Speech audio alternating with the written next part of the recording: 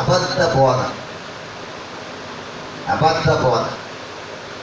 రెండవ బోధ అపవాది అనుసరులు ప్రకటించేటువంటి బోధ. మూడవది కూడా ఉంది పిల్లరా, మూడవది కూడా ఉంది. ఆ బోధ ఏంటంటే వాక్యమును కలిపి చెరిపేడు బోధ అంటది. ఏం చెరిపేడు బోధ అంటండి? వాక్యమును కలిపి చెరిపేస్తారంట. ఉన్నది ఉన్నట్టుగా బోధించడం, లేనివి కొన్ని కలిపేస్తూ ఉంటారు, ఉన్న వాటిలో కొన్నిటిని తీసివేసి బోధిస్తూ ఉంటారు. దీనిని ఏ బోధ అన్నాడంటే కలిపి చెరిపేడి బోధ అంటున్నాడు. ఇప్పుడు కలిపి చెరిపేడి బోధ కూడా చేసి సమాజాన్ని విశ్వాసములో నుండి తొలగిస్తున్నారు. పిల్లలు, యేసుక్రీస్తు వారు దేవుని రాజ్యాన్ని పరలోకానికి తీసుకెళ్ళాలనేటువంటి ఆసక్తితో, ఆకాంక్షతో సమాజానికి సత్యమైన బోధ అందించాలని ఆయన ఉద్దేశం కలిగి ఉంటే, ఈనాడు భూమి మీద ఎన్ని రకాల బోధలు తయారైపోయాయి అంటే అన్నీ క్రీస్తు బోధలే. కానీ ఆ బోధలలో అబద్ధ బోధ ఉంది, ఆ బోధలలో నీతి పరిచారికల బోధ ఉంది, వేషం ధరించిన బోధ, నీతి పరిచారికల వేషం ధరించిన బోధ ఉంది. మూడవదిగా వాక్యమును కలిపి చెరిపేడి బోధ కూడా ఉందంటే పిల్లలు. అపోస్తుల కార్యాల్లో ఉన్న చూడమాట, అపోస్తుల కార్యాలు గది చదువుదామండి. అపోస్తుల కార్యాలు 15వ అధ్యాయము 24వ వచనాన్ని చదువుదాం పిల్లలు. అపోస్తుల కార్యాలు 15వ అధ్యాయము 24వ వచనం. కొందరు మన యొద్ద నుండి వెళ్ళి తమ బోధ చేత మిమ్ములను కలవరపరిచిరి. వారి బోధ చేత మిమ్ములను ఏం చేశారంట? కలవరపరిచిరి. ఇదే బోధ ఇప్పుడు పరిచేటువంటి బోధ. కొందరిని కలవరపరిచేశారంట మొదటి శతాబ్దంలో. అంటే యేసుక్రీస్తు గురించి వినడంలో చాలా జాగ్రత్తగా ఉండాలి. అంటే బోధలో అబద్ధపు బోధ ఉంది, నీతి పరిచారకుల వేషం ధరించుకున్న బోధ ఉంది, ఇంకా వాక్యమును కలిపి చెరిపేడి బోధ ఉంది, ఇంకేముంది? ఇప్పుడు చదువుకున్న మాట ఏంటి? చదవాలి, మరలా చదవండి. 24వ వచనం. కొందరు మా యొద్ద నుండి వెళ్ళి తమ బోధ చేత మిమ్మును కలవరపరుచుచున్నారు అన్నాడు. కలవరపరుచుచున్నాడు దేని చేత? బోధ చేత. అంటే కలవరపరిచే బోధలు కూడా మన మధ్యకి ప్రవేశించిన ఇప్పుడు. మరి ఇప్పుడు కలవరపరిచే బోధలో ఉన్నావా? నీతి పరిచారకుల వేషం ధరించిన బోధలో ఉన్నావా? అబద్ధ బోధకుల బోధలో ఉన్నావా? అపోస్తుల బోధలో ఉన్నావా? ఏ బోధలో ఉన్నావు? ఏ బోధలో ఉండి దేవుని రాజ్యానికి చేరగలవు? బోధ గురించి నీకు తెలవాలంటే నువ్వు మొదటిగా ఏం తెలుసుకోవాలి? లేఖనాలను పరిశీలించే స్థితి నీకు కలిగి ఉండాలి. మీకు అందరికీ బాగా అర్థమవడం కోసం ఇప్పుడు ఒక ఉపమానం మీకు అవసరమై ఉంది కనుక నేను ఉపమానం చెప్తాను. దొంగ బోధ ఎలా ఉంటుందో ఏంటంటున్నారు? ఇలాంటి మీరందరూ కూడా చాలా జాగ్రత్తగా వినాలి. దొంగ బోధ ఎలాంటిదో ఉంటుందో, సత్యమైన బోధ ఎలా ఉంటుందో, బోధలు అన్ని రకాలుగా ఉండి సత్యానికి అసత్యానికి ఎంత తేడా ఉంటుందో మీకు అర్థమవడం కోసం ఒక ఉపమానం చెప్తాను, మీరు జాగ్రత్తగా గమనించాలి పిల్లలు. ఏంటి ఆ ఉపమానం అని అంటే, గత కాలంలో భారతదేశపు ప్రధాని ఎవరు? భారతదేశపు ప్రధాని ఎవరు? నరేంద్ర మోడీ గారు. ఈయన నోటు మార్పిడి కార్యక్రమాన్ని ఏర్పాటు చేశారు. ఏ కార్యక్రమం? నోటు మార్పిడి కార్యక్రమం. 1000 రూపాయల కాగితాలు, 500 రూపాయల కాగితాలు నోటును ఏం చేశారు? సీల్ చేసి మళ్ళీ కొత్తగా 500 కాగితాలు, 2000 కాగితాలు రూపాయలు ప్రవేశపెట్టారు. ఇవి వచ్చిన నెలలోనే దొంగ కాగితాలు కూడా వచ్చేసింది. ఏంటన్నారా? దొంగ కాగితాలు కూడా వచ్చేసింది. ఇప్పుడు 2000 కాగితం లాగానే సేమ్ డిటో 2000 కాగితం వచ్చేసింది, డూప్లికేట్ నోటు. ఇప్పుడు చూసిన వాళ్ళందరూ కూడా ఏమనుకుంటారు, 2000 నోటే అనుకుంటారు. 500 కాగితం డూప్లికేట్ కూడా వచ్చేసింది. వాళ్ళు ఏమనుకుంటారు, 500 కాగితమే అనుకుంటారు. కాగితాలు ఒక రకంగానే ఉంటాయి. దాని పరిశీలన తేవాలంటే స్కానింగ్ యంత్రాలు తయారు చేసే దాని గురించి. ఏ యంత్రాలంట? స్కానింగ్ యంత్రాలు అంటారు వాటిని. కంప్యూటర్ స్కానింగ్ యంత్రాలు. అవి ఎక్కడుంటాయి? బ్యాంకుల్లో ఉంటాయి. చూడండి, టకటకటకటకమంటే పరిగెత్తించే, రూపాయలు పరిగెత్తించే ఆ స్కానర్ ఏం చేస్తుందని డూప్లికేట్ రాగానే పక్కకు తోసేస్తుంది. డూప్లికేట్ పేపర్ రాగానే ఏం చేస్తుందంట? పక్కకి ఏం చేస్తుంది. దానికి తెలుసు ఏది ఒరిజినల్ నోటో, ఏది ఆ డూప్లికేట్ నోటో దానికి తెలుసు. ఇప్పుడు నీకు కూడా నిజమైన పోలేదు, అబద్ధమైన పోలేదు ఏం తెలుసా? ఏది లేదు. అందరితో ఒకటే పోదంటున్నావు నువ్వు. ఎందుకని నువ్వు పిచ్చోడు, నీకేం అర్థం కాదు. అంతా ఒకటే పోదా? పోదంతా ఒకటే కాదు, కాగితాలన్నీ ఒకటేనా? అలాగని డూప్లికేట్ నోట్ నువ్వు తీసుకుంటావా?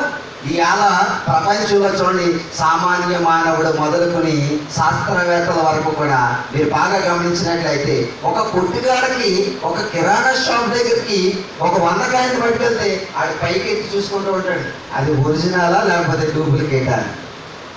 వింటున్నారా? అది ఒరిజినల్ డూప్లికేట్ అనేటువంటిది రూపాయల విషయంలోనే అంత స్కానింగ్ చేసేస్తుంటే మనుషులు బాధ విషయంలో ఏంటి సరిగ్గా పడిపోయావు? అది కలవరపరిచే బోధ, లేకపోతే సత్యమైన బోధ, నీతి వేషం ధరించినటువంటి వేషధరణ పరిచారికల బోధ, అబద్ధ ప్రవక్తల బోధ, ఏ బోధలో ఉన్నావు నువ్వు? అదంతా నీకు. అది స్కానింగ్ చేయవా? దాన్ని స్కానింగ్ చేయడానికి 66 పుస్తకాల గ్రంథమైన బైబిల్ స్కానర్ దేవుడు మనకి ఇచ్చాడు పిల్లలు. ఈ స్కానింగ్ లో నువ్వు ఏ బోధలో ఉన్నావు నీకు అర్థమవుతుంది. చూసారండి, మీకు ఇందాక చెప్పాను, నోటు మార్పిడి కార్యక్రమాన్ని ఏర్పాటు చేయగానే 1000 నోటులు సీల్ చేసేసారు, 500 రూపాయల నోట్లు సీల్ చేసేసారు. తర్వాత కొత్త 500 నోటు వచ్చింది, తర్వాత 2000 నోటు వచ్చింది. దానికి సేమ్ డీలో డూప్లికేట్ నోట్లు కూడా వచ్చేసింది. అంటే దాని గురించి నీకు తెలవాలంటే స్కానర్ ఉండాలి. స్కానర్ లేకపోతే నువ్వేం చేస్తావు? మోసపోతావు. నేను ఒకసారి 2000 రూపాయలు వచ్చిన నోట్లు కొత్తగా వచ్చిన కాలంలో ఒక కాగితం వచ్చింది. పెట్రోల్ బంక్ కాడికి వెళ్ళి పెట్రోల్ కొట్టిస్తుంటే, అనియా నాతో ఎనపాల వాడుతున్నావా, ఈ కాగితం ఇచ్చామన్నాడు. సేమ్ డిటో 2000 కాగితం. ఎలా ఉందండి? సేమ్ డిటో 2000 కాగితం. అనియా నాతో ఎనపాల వాడుతున్నావా, ఈ కాగితం ఇచ్చామన్నాడు. ఎంత కూడా అన్నాను, ఇది డూప్లికేట్ అని చూపించాడు. ఆశ్చర్యపోయాను. సేమ్ డిటో 2000 కాగితం లాగా ఉంది. చూసారా? అంటే ఒరిజినాల్కి డూప్లికేట్కి తేడా తెలియనటువంటి సమాజంగా మారిపోయిన మనం క్రీస్తు బోధ ఏదో, అపోస్తుల బోధ ఏదో, నీతి పరిచారికల వేషం ధరించిన వారి బోధ ఏదో, అపవాది బోధ ఏదో, అబద్ధికుల బోధ ఏదో, ఏ బోధ గురించి నీకు తెలుసు? ఏం తెలీదు. ఎవరి గురించి ఎవరు చెప్పిన క్రీస్తు గురించే కదా, ఎక్కడ కూర్చునింటే సరిపోదు అని సరిపెట్టేసుకుంటున్నావు. నువ్వు సరిపెట్టుకుంటే దేవుడు ఒప్పుకోడు. దేవుడు ఒప్పుకోవాలంటే నువ్వు ఎవరి బోధలో ఉండాలి తెలుసా? అపోస్తుల బోధలో ఉండాలి. ఈనాడు ప్రపంచం అంటుంది క్రీస్తు బోధ పాతాళంలో కూడా ఉంటుందంట. ఇదే బోధ కలవరపరిచే బోధ, విశ్వాసాన్ని కలవరపరిచే బోధ. అందుకని ఈవేళ మన సబ్జెక్ట్ ఏంటో తెలుసండి పిల్లలు, క్రీస్తు బోధ పాతాళంలో ఉంటుందా అనేటువంటి అంశాన్ని మీకు నేను చెప్తున్నాను పిల్లలు. క్రీస్తు బోధ పాతాళంలో ఉంటుంది అని చాలా మంది ఇప్పుడు ప్రకటన చేస్తున్నారు. క్రీస్తు బోధ పాతాళంలో ఉంటుంది అని చెప్తున్నారు. క్రీస్తు బోధ పాతాళంలో ఉంటే ఇప్పుడు యేసుక్రీస్తు వారు ఎక్కడికి వెళ్ళాలి? ఎక్కడికి వెళ్ళాలి ఆయన? పాతాళ లోపంలోకి కదా వెళ్ళవలసింది. మరి భూమి మీదకి ఎందుకు వచ్చాడు? భూమి మీదకి అంటే బోధ విషయంలో మనుషులు ఏమైపోతున్నారు తెలుసండి పిల్లలు? కలవరపడిపోతున్నారు, విశ్వాసాన్ని పాడు చేసుకుంటున్నారండి పిల్లలు. చాలామంది అంటున్నారు క్రీస్తు బోధ పాతాళంలో కూడా ఉంటుంది, మనిషి పాతాళంలో కూడా చచ్చిపోయాక ఏం పొందొచ్చు అంట? మారు మనసు పొందొచ్చు అని చెప్తున్నారండి పిల్లలు. యేసుక్రీస్తు వారు ప్రారంభంలో సువార్త ప్రారంభించినప్పుడు, భూమి మీదకు వచ్చి బాప్తిసం పొంది సువార్త ప్రారంభించినప్పుడు, ఆయన ప్రారంభించిన సువార్తలో ప్రాముఖ్యమైన మాట ఏంటో చూపిస్తాను, మీరు జాగ్రత్తగా గమనించండి పిల్లలు. మార్కు గారు రాసినటువంటి సువార్త 1వ అధ్యాయము 15వ వచనం. మార్కు గారు రాసినటువంటి సువార్త 1వ అధ్యాయము 15వ వచనం. కాలము సంపూర్ణమై ఉన్నది, దేవుని రాజ్యం సమీపించి ఉన్నది, మారు మనసు పొంది సువార్తను నమ్ముడని చెప్పాను. ఎవరు చెప్పారు ఈ మాట? యేసుక్రీస్తు వారు చెప్పాడు. ఏమన్నాడు? కాలము సంపూర్ణమై ఉన్నది, దేవుని రాజ్యము సమీపించి ఉన్నది, మారు మనసు పొంది ఏం పొందాలటండి?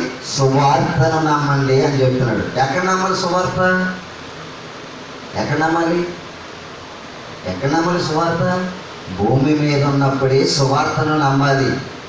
భూమి మీద ఉన్నప్పుడే మనుషులు ఏం పొందాలంట? మారు మనసు పొందాలి. ఇప్పుడు అలా కదండి బోధ, కలవరపరిచే బోధ వచ్చింది. ఆ బోధ ఏంటంటే క్రీస్తు బోధ పాతాళంలో కూడా ఉంటుంది. మనుషులు చనిపోయాక కూడా ఏం పొందొచ్చు అంటున్నారు? మారు మనసు పొందొచ్చు అంటండి పిల్లలు. మారు మనసు చనిపోయాక పొందే పరిస్థితిలో ఉంటే యేసుక్రీస్తు వారు భూమి మీదకి లోకంలోనికి రావలసినటువంటి అవసరం ఏమీ కూడా లేదు. నెక్స్ట్, ఆయన బాప్తిసం పొంది సువార్త ప్రకటించవలసినటువంటి అవసరం కూడా ఏమీ కూడా లేదు పిల్లలు.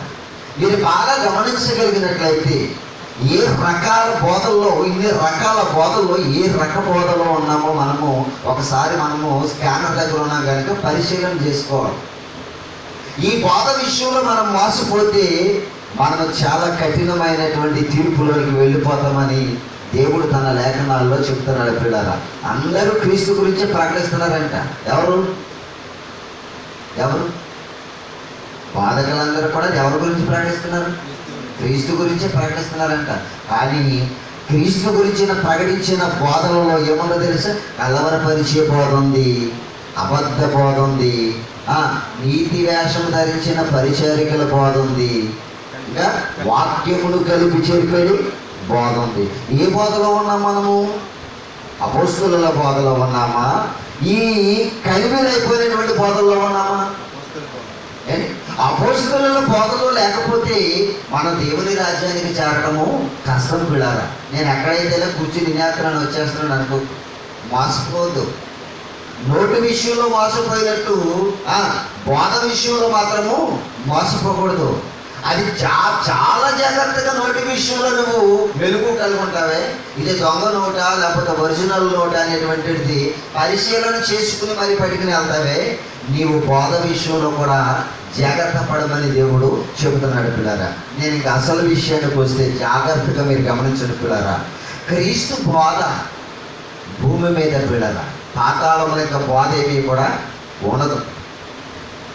బోధ పాతాళంలో ఏమీ కూడా ఉండదు. ఎందుకంటే బోధ పాతాళంలోనే యేసుక్రీస్తు వారు డైరెక్ట్గా ఇక్కడికి వచ్చే అవసరం ఏమీ కూడా లేదు. ఆయన వచ్చి ఏమన్నా తెలుసా? కాలము సంపూర్ణమై ఉన్నది, దేవుని రాజ్యము సమీపించుచున్నది, మారు మనసు పొంది సువార్తను నమ్మండి అని చెప్పాడు. ఎవరు? యేసుక్రీస్తు వారు. తర్వాత అపోస్తలులు కూడా ఏమని చెప్పారు? మీరు మారు మనసు పొంది దేవుని వైపు తిరగండి అని చెప్పారు. మరి ఇప్పుడు మారు మనసు అనేటువంటిది ఎక్కడ కలగాలి అని అంటే భూమి మీద ఉన్నప్పుడే కలగాలంటే పిల్లారా. మరి ఈ బోధను కలిపి చెప్పేటటువంటి సమాజానికి యేసుక్రీస్తు వారు ఇచ్చినటువంటి ఒక అద్భుతమైనటువంటి నిర్వచనం ఏంటంటే లూకా గారు రాసినటువంటి సువార్తలో ఒక అద్భుతమైనటువంటి ఆ సందేశాన్ని మనకి దేవుడు తెలియజేస్తూ ఉంటాడు. లూకా సువార్త 16వ అధ్యాయము చాలా జాగ్రత్తగా పరిశీలించాలి. అందరూ బైబిల్ని తీయాలి, అందరూ ఆ మాటలు చదవాలి. ఆ మాటలు అలా ఉన్నవో లేవో అని మీరు జాగ్రత్తగా పరిశీలించాలి, జాగ్రత్తగా చూడాలి అందరూ కూడా. లూకా సువార్త 16వ అధ్యాయము 27వ వచనంలో ఒక అద్భుతమైనటువంటి మాటను దేవుడు మన కొరకు రాయించాడు పిల్లారా. చదువుతామా? అప్పుడు అతడు, తండ్రి అలాగైతే నాకు 5 సహోదరులు ఉన్నారు, వారును ఈ వేదనకరమైన స్థలమునకు రాకుండా వారికి సాక్ష్యమిచ్చుటకై నా తండ్రి ఇంటికి నా తండ్రి ఇంటికి వానిని పంపవలెనని నిన్ను వేడుకొనుచున్నాను అంటున్నాడు. ఎవరు ఎవరు? ఒక ధనవంతుడు ఉండేవాడంట. ఎక్కడ?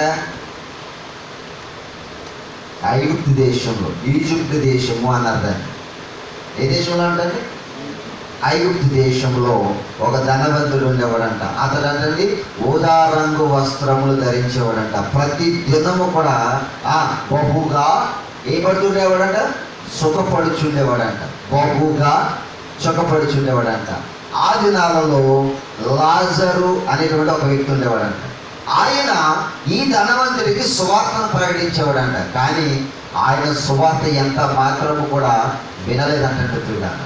వినకోకుండా ఒకసారి సువార్త ప్రకటించిన వాడు చనిపోయాడు. ఎవరంటారు? సువార్తను ప్రకటించిన ఆయన చనిపోయాడు. ముందుగా చనిపోయాడు. ఎవరు? లాజరు. చనిపోయిన ఆయన ఎక్కడికి వెళ్ళిపోయాడంటే పరదేశంలోనికి వెళ్ళిపోయాడు. ఎక్కడికి వెళ్ళిపోయాడంట? పరదేశంలోనికి వెళ్ళిపోయాడు. ఆ తర్వాత ఎంత చెప్పినా విననటువంటి ధనవంతుడు కూడా చనిపోయాడు. ఈయన కూడా చనిపోయి ఎక్కడికి వెళ్ళాడంటే పాతాళంలో ఉన్నటువంటి వేదనకరమైన స్థలంలోనికి వెళ్ళిపోయాడు. ఇప్పుడు వెళ్ళిపోయిన తర్వాత అక్కడ వేదన ఉందన్న సంగతి తెలుసుకుని వెంటనే మారు మనసు పొందాడు. ఏం పొందాడంటే మారు మనసు పొందాడు. ఎక్కడ పొందాడు మారు మనసు? చెప్పాలి. వేదనకరమైన స్థలంలోనికి వెళ్ళిన తర్వాత ఏం పొందాడంట? మారు మనసు పొందాడంట. మారు మనసు పొందాడు. అబ్రహాము గారిని వేడుకున్నాడంట. తండ్రి అయిన అబ్రహామా, ఈ వేదనకరమైన అగ్నిజ్వాలల మధ్యలో నేను యాతన పడుచున్నాను. నాకు ఆదికిని చల్లార్చిన ఒకసారి ఎవరిని పంపమన్నాడు? లాజర్ని పంపించుము అంటున్నాడు. లాజర్ని పంపించుము అంటున్నాడు.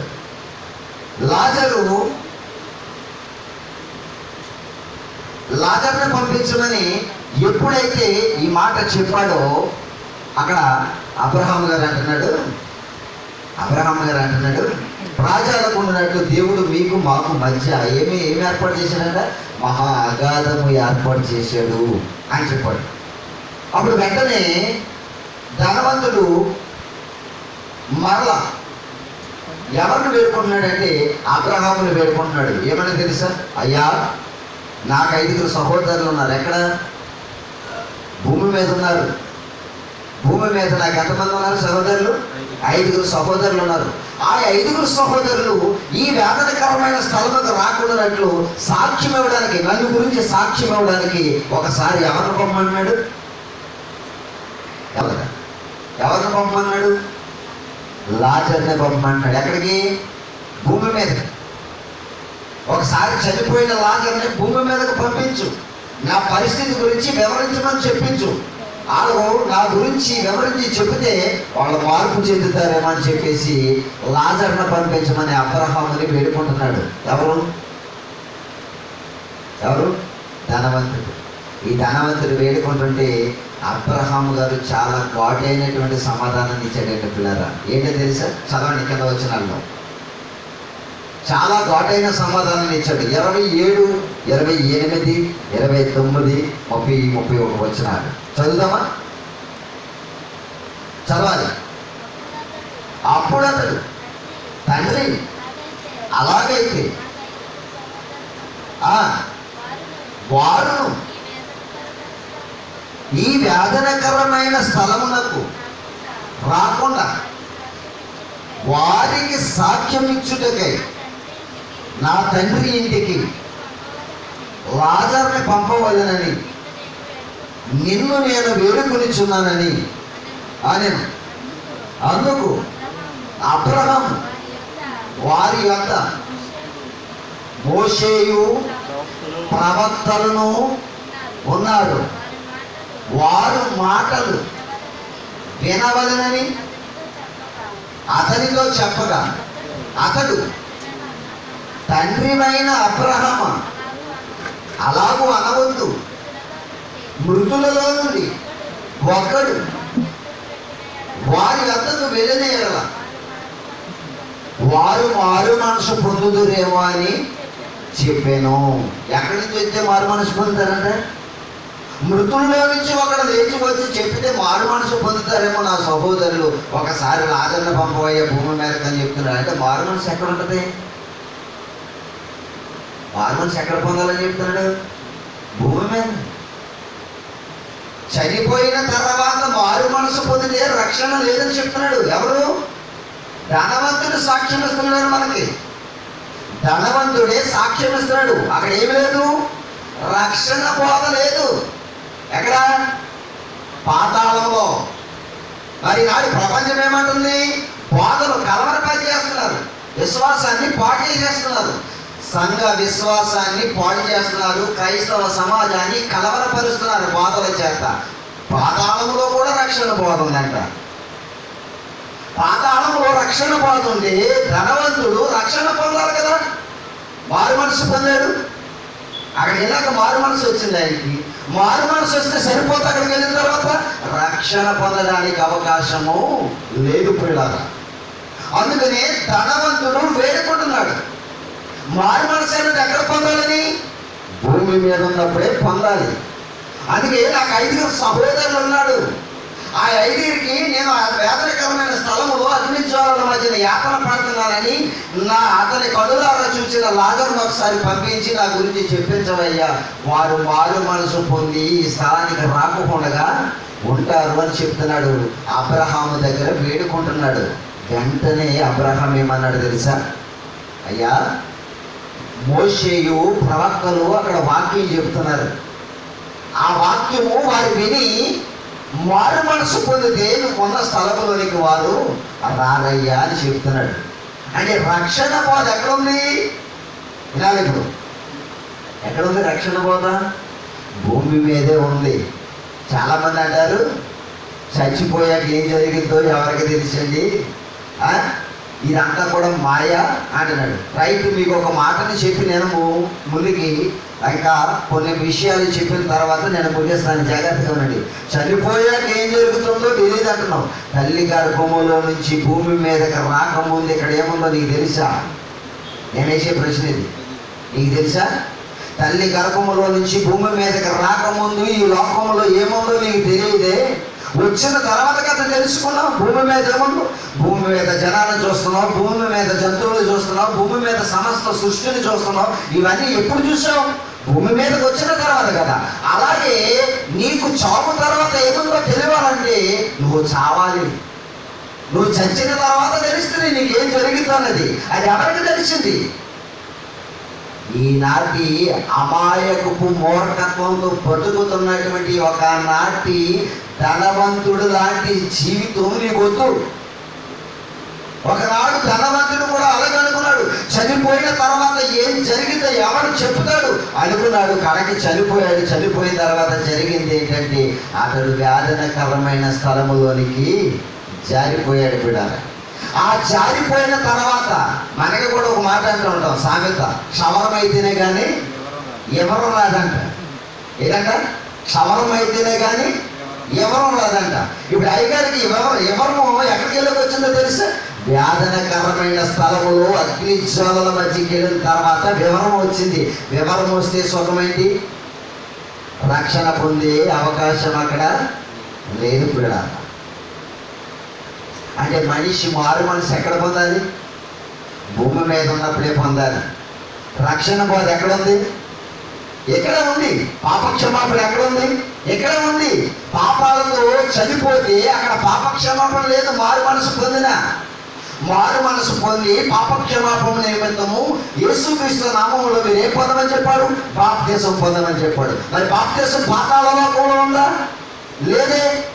అంటే క్రీస్తు బాధ లేదు, క్రీస్తు ఆ సంగతులు లేవు, క్రీస్తు చెప్పిన ప్రతిదీ కూడా పాతాళంలో లేవు. పిల్లారా, ఎక్కడ ఉన్నావో తెలుసు? భూమి మీద మాత్రమే ఉన్నాయి పిల్లారా. అందుకని ధనవంతుడు వేడుకుంటున్నాడు అబ్రహాము గారితో, అయ్యా, భూమి మీద నాకు 5 సహోదరులు ఉన్నారు, నా తర్వాత పుట్టినవారు. ఎంతమంది అంటే? 5 సహోదరులు ఉన్నారు. వాళ్ళందరూ ఈ స్థలంలోనికి రాకుండానట్లు ఒకసారి లాజరుని నా తండ్రి ఇంటికి పంపించు, వాక్యం చెప్పించు అంటున్నాడు. ఆయన లాజరే వెళ్ళక్కర్లేదు, మోషేయు ప్రవక్తలు ఉన్నారు అక్కడ. ఎవరన్నా మోషేయు ప్రవక్తలు ఉన్నారు. వారు కూడా నన్ను గురించి చెప్తున్నారు, దేవుని గురించి చెప్తున్నారు.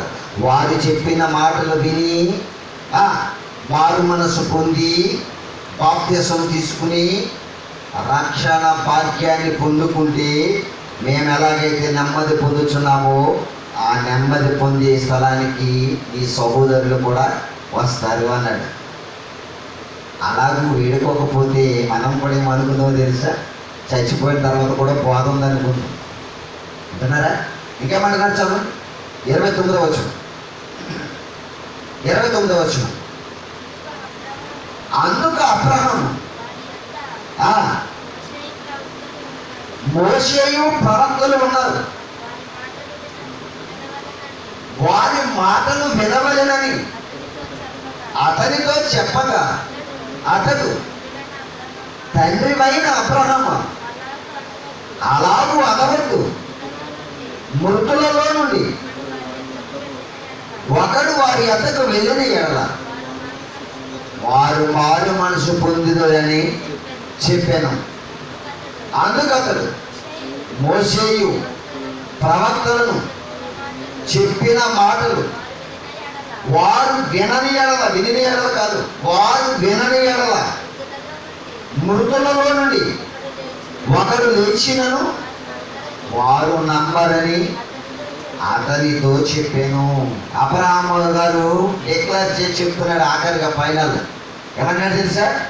అబ్బాయి, మోషేయు ప్రవక్తలను యేసుక్రీస్తు గురించి, తండ్రి గురించి ఎన్నో సంగతులు చెప్తున్నారు. ఆ సంగతులు భూమి మీద ఉన్నప్పుడు వారు వినకపోతే మృతుల్లో నుంచి అక్కడ లేచినా కానీ వారు వినరు, నమ్మరు. కనుక వారు కూడా నీలాంటి పరిస్థితుల్లోనికే వచ్చేస్తారు. ఎవడైనాను నీలాగా ఉండకుండా తప్పించుకొని మాలా ఉండాలనుకుంటే వాడు రక్షణ బోధ విని మారు మనసు పొంది ఏం చేయాలంట? యేసుక్రీస్తు నామములో బాప్తిసం పొందాలి అని చెప్తున్నాడు కూడా. మరి ఈనాటి సమాజానికి యేసుక్రీస్తు వారు ఇలాంటి బోధ చేస్తుంటే, అపోస్తుల బోధ చేయమని చెప్తుంటే, ఈనాటి ప్రపంచంలో చాలామంది ఏమంటున్నారంటే రక్షణ బోధ ఎక్కడ ఉందంట? పాతాళంలో కూడా ఉందంట. పాతాళంలో కూడా రక్షణ బోధ ఉంటే ఇప్పుడు ఎవరు రక్షించబడాలి? వేదనకరమైన స్థలానికి వెళ్ళిపోయినటువంటి ధనవంతుడు కూడా ఏం పొందాలంట? రక్షణ పొందుండాలి. అంటే ఆయనకి రక్షణ భాగ్యము లేదంటే అర్థం ఏంటంటే ఆయన భూమి మీద ఉన్నప్పుడు ఏం చేయలేదు? సువార్తను నమ్మలేదు, మారు మనసు పొందలేదు, రక్షణ కలిగించేటువంటి బాప్తిసం కూడా పొందలేదు. మరి పొందవలసింది ఎక్కడ? భూమి మీద. చనిపోయిన తర్వాత ఏం జరుగుతుందో ఎవరికి తెలుసు? అక్కడ చూద్దాం లేకుంటే ఎలా కుదురుతుంది? భూమి మీదకి వచ్చిన తర్వాత కదా ఏం జరుగుతుందో భూమి మీద నీకు తెలిసింది. అలాగే చనిపోయిన తర్వాత కదా నీకు చనిపోయిన వారి విషయాలు ఏం జరుగుతున్నామని తెలియదు. నీకు తెలిసే చనిపోయిన తర్వాత తెలుస్తుంది నీకేం జరుగుతుందన్నది. ఆల్రెడీ చెప్పాడు యేసుక్రీస్తు వారు. ఏమన్నా తెలుసా? ఒక ధనవంతుడు వెళ్ళిపోయాడు వేదనకరమైన స్థలంలోనికి. అబ్రహాం పరదేశంలో ఉన్నాడు. అబ్రహాం వాళ్ళు దేవుని కొరకు బ్రతికిన వారు కూడా ఎక్కడ ఉన్నారట? పరదేశంలో ఉన్నారు అని చెప్తున్నాడు. మనం అక్రమాలు అన్యాయాలు చేసుకుంటూ భూమి మీద బ్రతుకుతూ ప్రతి దినము సుఖపడుతూ ప్రతి దినము అన్నీ అనుభవిస్తూ మనము మన జీవితమును సుఖంగా అనుభవిస్తూ కడకి చనిపోయిన తర్వాత దేవుని రాజ్యానికి వెళ్ళిపోతాను అనుకుని డిక్లైర్ చేసుకుని నువ్వు బ్రతికితే నువ్వు డిక్లైర్ చేసుకున్నంతగా దేవుడు ఒప్పుకోడు. ఒప్పుకోడు. మన జీవితంలో కూడా దేవుని వాక్యానికి అనుకూలముగా మన జీవితాన్ని మలుచుకోలే తప్ప నీకు అనుకూలంగా దేవుని వాక్యాన్ని మార్చుకోకు. ఇప్పుడు చాలామంది చేసింది ఏంటో తెలుసా? వారి జీవితాలకు అనుకూలంగా వాక్యాన్ని మార్చుకుంటున్నారు, అంతేగాని వాక్యానికి అనుకూలంగా జీవితాన్ని మార్చుకోవడం లేదు.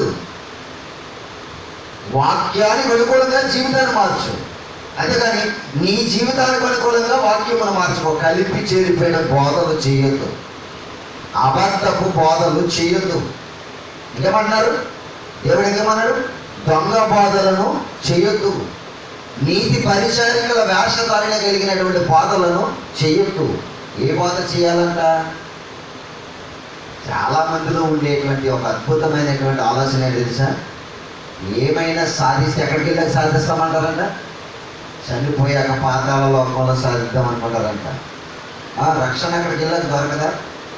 చనిపోతే ఒకవేళ చనిపోయిన తర్వాత ఆ పరిస్థితిలో తప్పించుకోవడానికి అవకాశం లేదా అని అంటుంటారంట. అవకాశం ఉందో లేదో నేను మీకు చూపిస్తాను. చూడండి, ప్రసంగి గ్రంథము, అది చూద్దాం. ప్రసంగి గ్రంథము 9వ అధ్యాయము 10వ వచనం.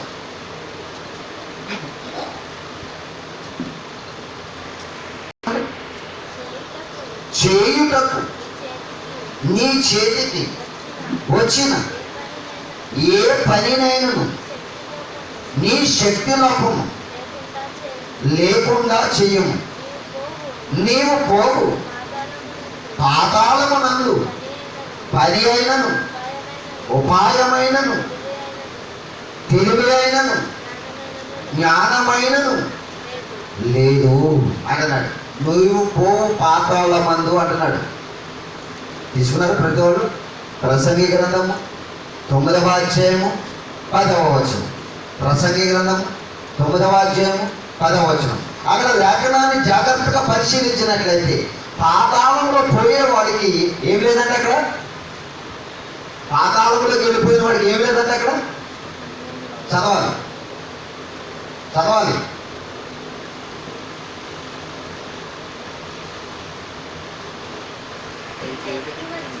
నీ చేతికి వచ్చిన ఏ పని అయినను నీ శక్తి లోపము లేకుండా చేయము. భూమి మీద ఉన్నప్పుడు నీవు పోవు పాతాళమని అన్న చూడు. నువ్వు శక్తి లోపంగా పని చేయవలసింది ఎక్కడ? భూమి మీద. అయితే చనిపోయిన తర్వాత పాతాళం వెళ్ళిపోతావు చూసావు. ఆ పాతాళం ఏం లేదంట? పని లేదంట అక్కడ, ఉపాయం లేదంట అక్కడ, తెలివి లేదంట అక్కడ, జ్ఞానం కూడా లేదంట అక్కడ. ఎక్కడ? చనిపోయిన తర్వాత వెళ్ళబోయే పాతాళాలకు లేదంట, పని లేదంట. ఏంటక్కడ? కేకం తప్ప పనేమీ కూడా లేదంటండి. ఆ వేదనకరమైన స్థలంలోనికి వెళ్ళిన తర్వాత మనుషులందరూ కూడా క్షణము కూడా ఏం చేస్తారో తెలుసండి? ఏం చేస్తారో తెలుసా? క్షణం కూడా కేకలేస్తారంటే పిల్లలు ఆవేదనతో బాధతో కేకలు వేస్తారంట. పని లేదు ఇంకా వాళ్ళకి. పని ఎక్కడ? భూమి మీద ఉన్నప్పుడే. మనం పని చేయవలసింది భూమి మీద ఉన్నప్పుడే. శక్తి లోపం లేకుండా చేయమంటున్నాడు. నెక్స్ట్ ఇంకో విషయం ఏమంటున్నాడు తెలుసండి? ఇప్పుడు ఏమంటున్నాడు తెలుసా? జాగ్రత్తగా మనం గమనించాలి పిల్లలు.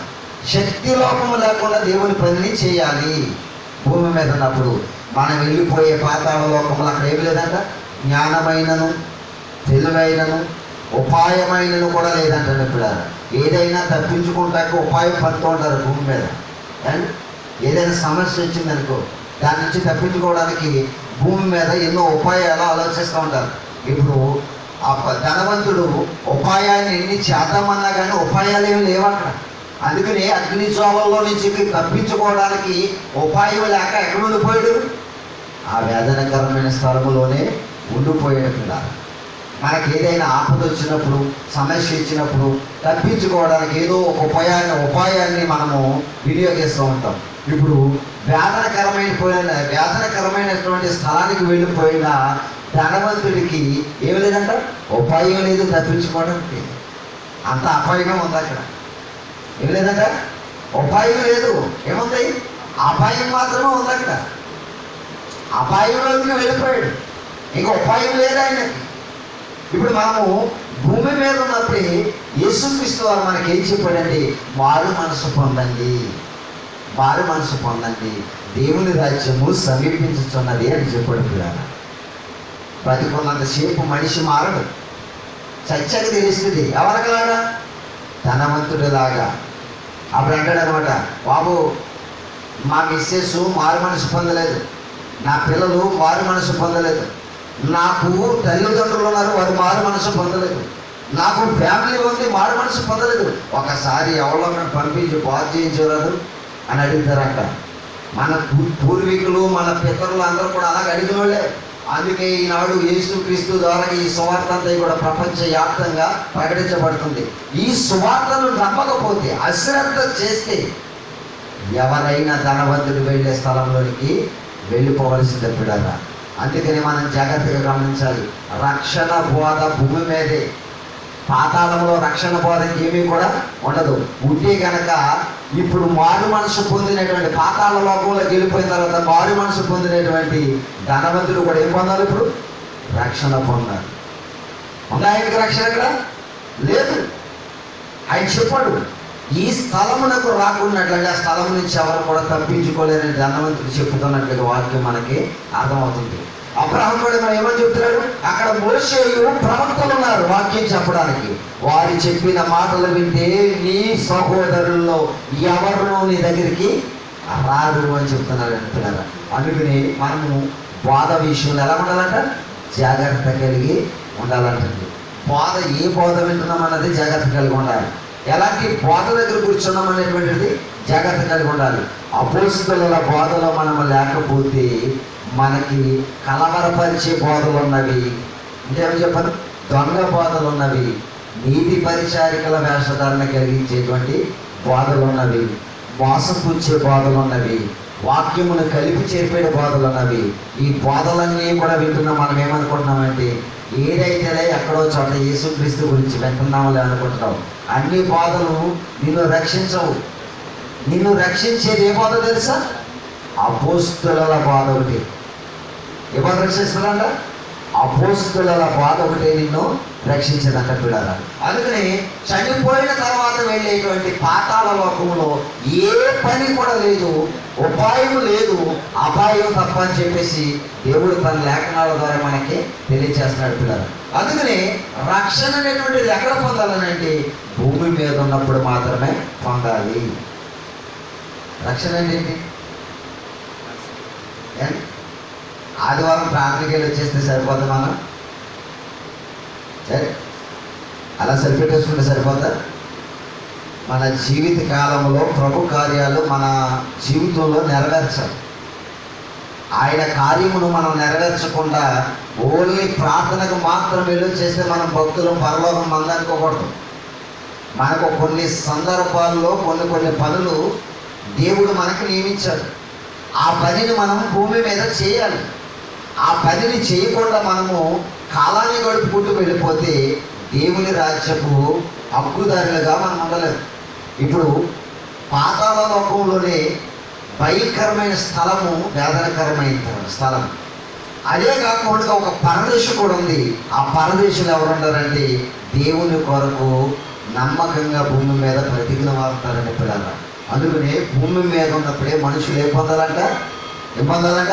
వారు మనసు పొందాలంటే పిల్లలు. నేను చచ్చిపోయాక చూద్దాంలే అని అనుకున్నాడు అనుకోండి, చచ్చిపోయాక ఇంకేం చూసేదేముండదు. అంత అపాయంలోనికి జారిపోతావు. అందుకనే బోధల విషయంలో జాగ్రత్త కలిగి ఉండమని చెప్పాడు దేవుడు మనకి. ఏ బోధలో ఉంటున్నాం మనం? ఏ బోధలో ఉంటున్నాం? రక్షణ బోధలో ఉంటున్నామా? అది అపోస్తలుల సహవాస బోధలో ఉంటున్నామా? అది మనం ఇవన్నీ కూడా జాగ్రత్తగా గమనించకపోయినట్లయితే మోసపోయే బోధలో మనము తొట్టిల్లిపోతామని దేవుడు మెరుగుపరుస్తున్నాడు. స్కానర్ ఇది. ఏది? బైబిల్ ఒక స్కానర్. ఈ స్కానర్ మనల్ని ఏం చేస్తుందంటే నీవేం బోధలో ఉన్నావో నీకు తెలియపరుస్తూ ఉంది. చూసారా? ఇందాక చెప్పాను మీకు ముందు ఏమన్నాను? కంప్యూటర్ స్కానర్ ఉంది. కంప్యూటర్ స్కానర్ యంత్రం. అది దొంగ నోట్లన్నింటినీ పక్కకి ఏంటేస్తుంది, ఒరిజినల్ నోట్లన్నింటినీ కూడా పంపేస్తూ ఉంటుంది. అలాగే బైబిల్ కూడా ఏం చేస్తుందంటే నువ్వు దొంగ బోధలో ఉన్నావా, సత్యమైన బోధలో ఉన్నావా నీకు తెలియచేయడం కోసం ఈ 66 పుస్తకాల గ్రంథాన్ని నువ్వు ఏం చేయమన్నాడు తెలుసా? పరిశీలన చేయమన్నాడు. పరిశీలన చేయాలి. అందుకని ఈరోజు మన పాఠాంశం ఏంటంటే క్రీస్తు బోధ పాతాళములో ఉంటుందా అనేటువంటి బోధన మన గురించి మాట్లాడుకున్నాం పిల్లరా. అంటే క్రీస్తు బోధ ఎక్కడ ఉండదు? పాతాళంలో ఉండదు.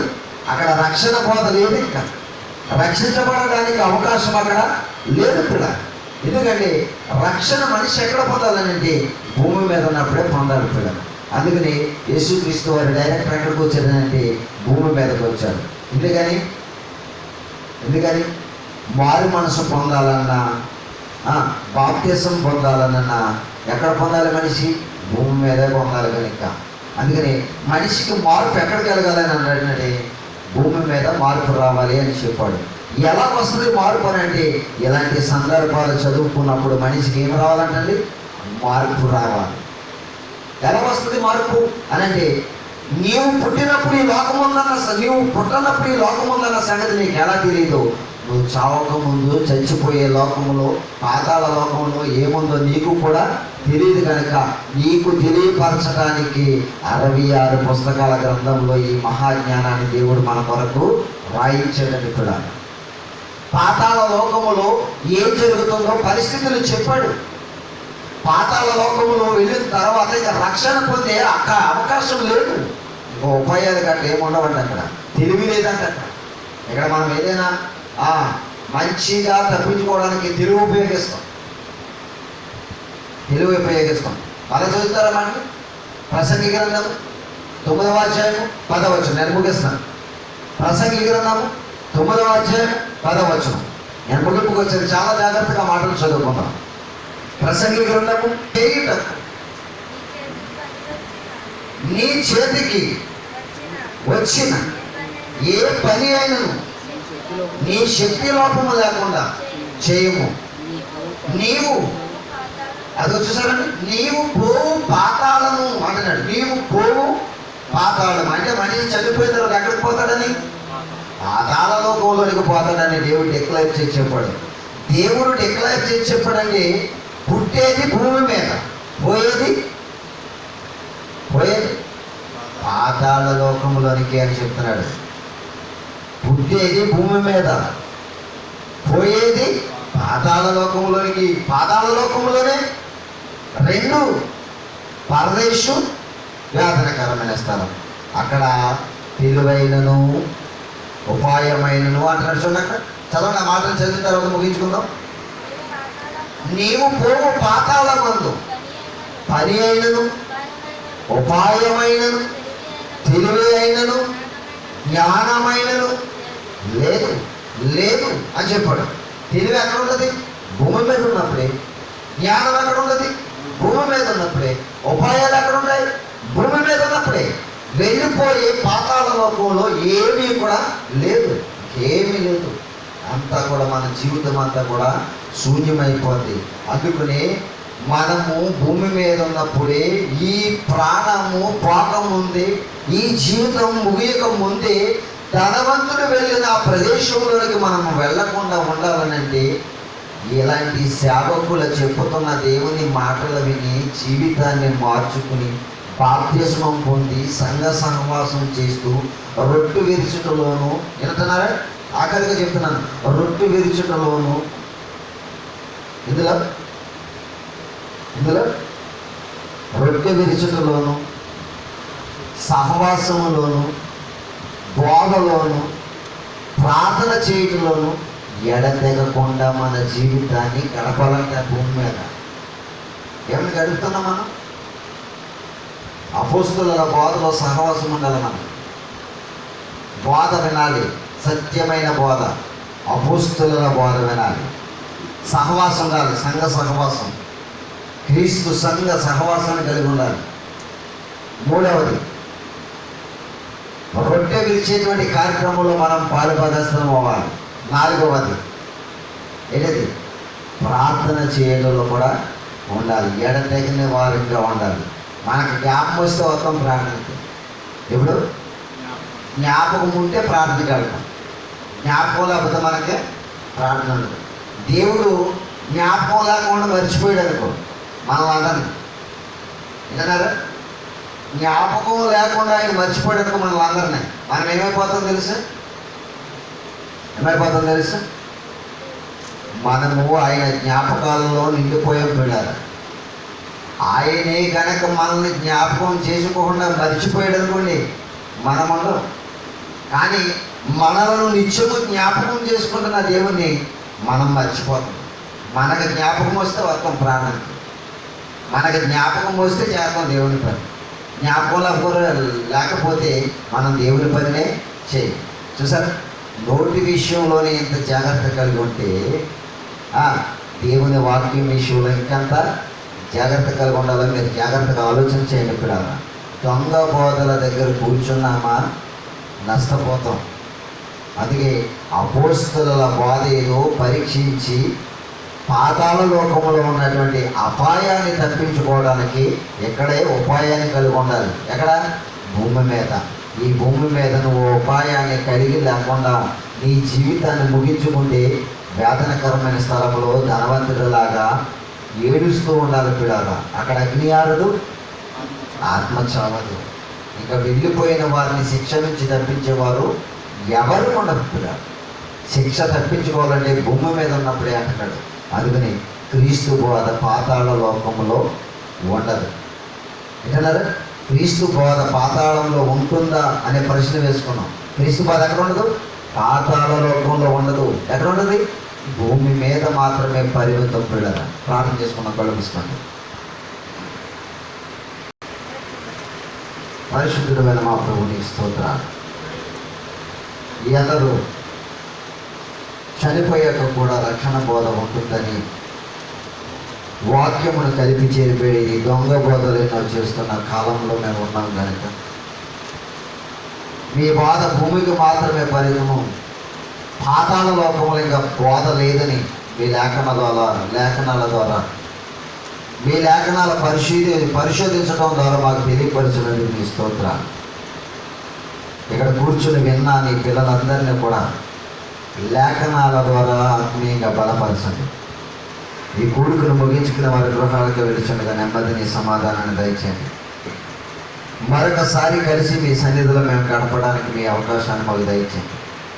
జ్ఞాపకం చేసుకోండి. మేము నాకు ఇచ్చిన భార్యను కూర్చుండగా మీ సహాయ సహకారాలు అందించమని, ఇంతవరకు మీ ఆత్మ ప్రేరణ మీ లేఖనాల భావన మాకు అనుగ్రహించినందుకు మీకు మరొకసారి క్రీస్తు వారి పేరిట కృతజ్ఞతాస్తుతులు చెల్లించుకుంటూ మా ప్రభువును మా రక్షకుడునైన యేసుక్రీస్తు వారి నామమును బట్టి ప్రార్థన మిమ్మల్ని అడిగి వేడుకుంటున్నాము తండ్రి. ఆమేన్. ఇప్పుడు మన తండ్రి అయిన దేవుని ప్రేమ, ఆయన కుమారుడును మన రక్షకుడునైన యేసుక్రీస్తు వారి యొక్క కృప, ఆదరణకర్త అయినటువంటి పరిశుద్ధాత్మక అన్యోన్య సహవాసము ఇప్పుడు నిజం సదామకును సకల పరిశుద్ధులకును ప్రార్థించబడిన అంశములన్నీ నెరవేర్చబడకును సదాతుడైన నడిపించును గాక. ఆమేన్. అందరికీ హృదయపూర్వకమైన వందనాలండి. God bless you.